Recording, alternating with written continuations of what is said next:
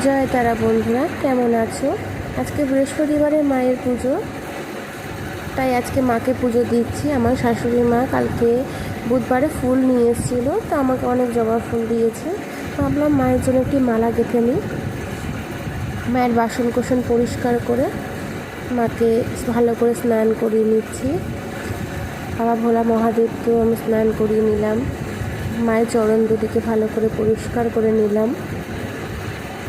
মায়ের ফটোটি ভালো করে গঙ্গা জল দিয়ে পরিষ্কার করে নিলাম। রাধা মাধবকেও পরিষ্কার করলাম, জগন্নাথ দেবকেও মুছিয়ে নিলাম ভালো করে।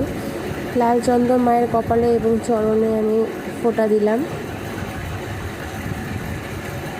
মায়ের জন্য যে মালাটি আমি তৈরি করেছিলাম সেটি মাকে পরিয়ে দিলাম।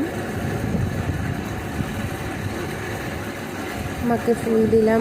বাবা ভোলানাথকেও আমি ফুল অর্পণ করলাম, বেলপাতা দিলাম।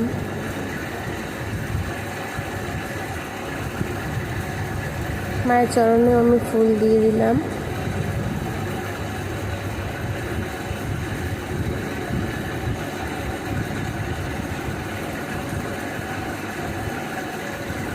একে একে সকল দেবদেবীকে আমি ফুল দিয়ে সাজিয়ে নিচ্ছি। বিশেষত আমি পুজো এরকমভাবেই করে থাকি।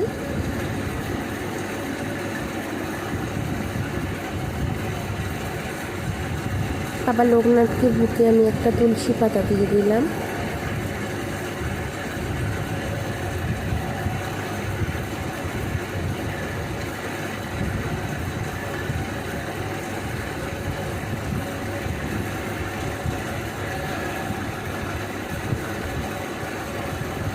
মায়ের জন্য প্রসাদ তৈরি করে দিলাম।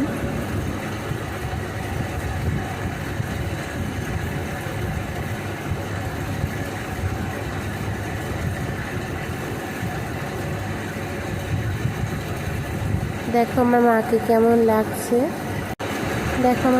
কেমন লাগছে, তোমরা জানিও।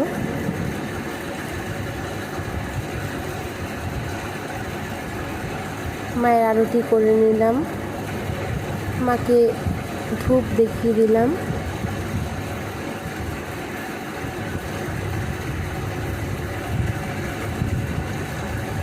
আমি তুলসী দেবীকে জল দিয়ে আসলাম।